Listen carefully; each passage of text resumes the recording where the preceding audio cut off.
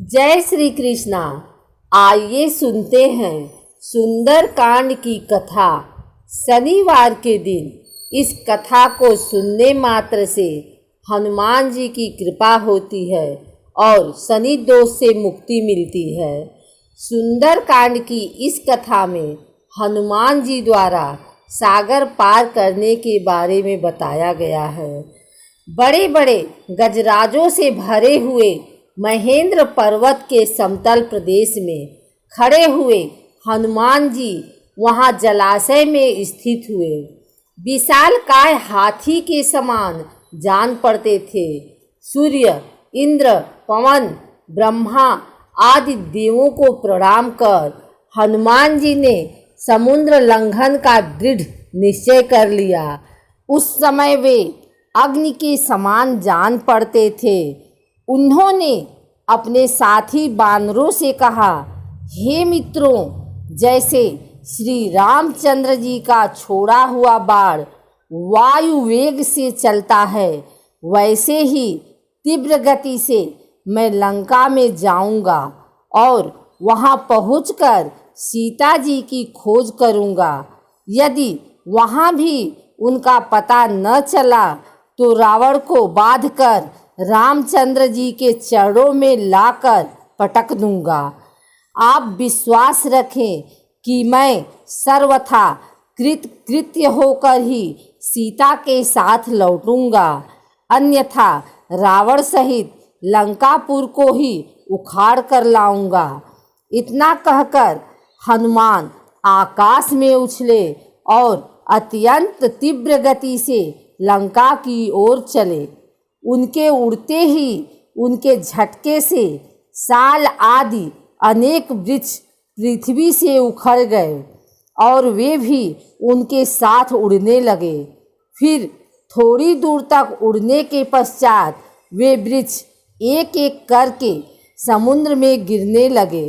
वृक्षों से पृथक होकर सागर में गिरने वाले नाना प्रकार के पुष्प ऐसे प्रतीत हो रहे थे मानो शरद ऋतु के नक्षत्र जल की लहरों के साथ अटखेलियां कर रहे हों।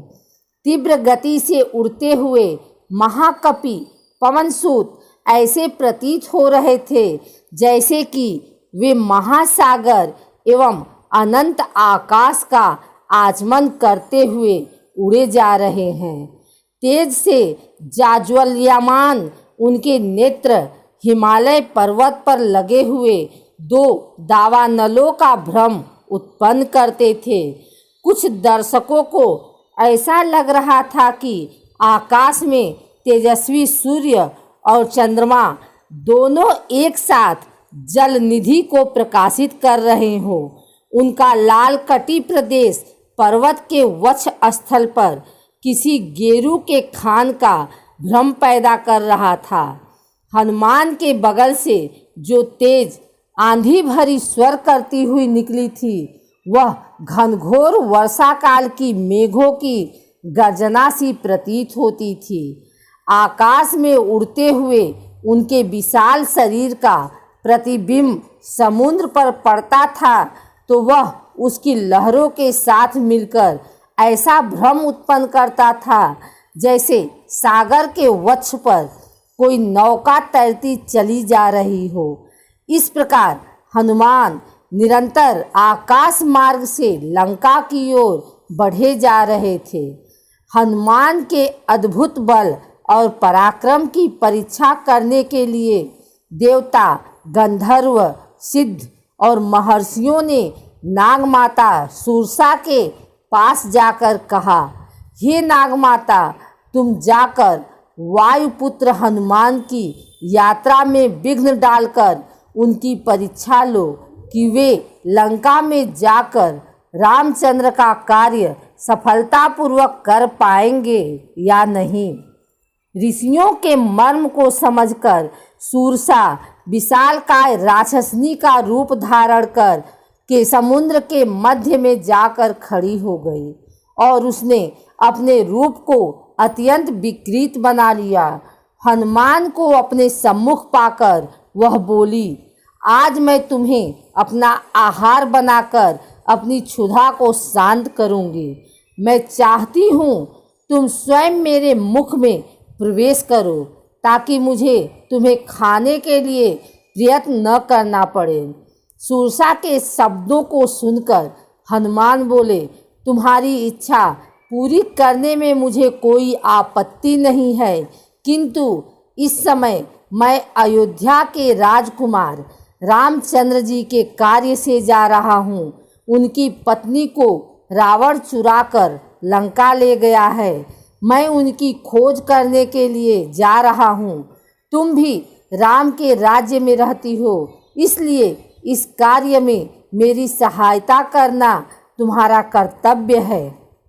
लंका से मैं जब अपना कार्य सिद्ध करके लौटूंगा तब अवश्य तुम्हारे मुख में प्रवेश करूंगा। यह मैं तुम्हें वचन देता हूँ।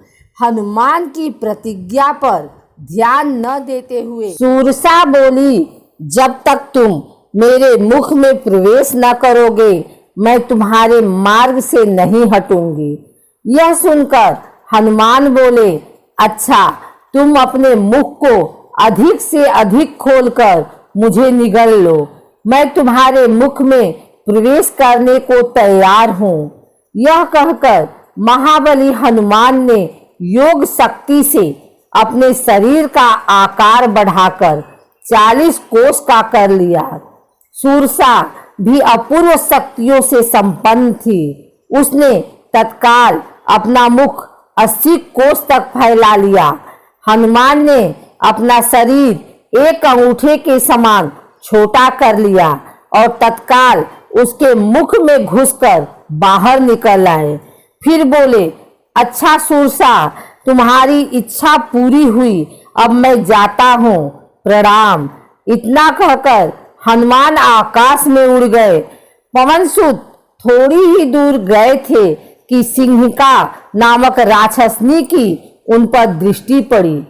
वह हनुमान को खाने के लिए लालायित हो उठी। वह छाया ग्रहण विद्या में पारंगत थी। जिस किसी प्राणी की छाया पकड़ लेती थी वह उसके बंधन में बंधा चला आता था।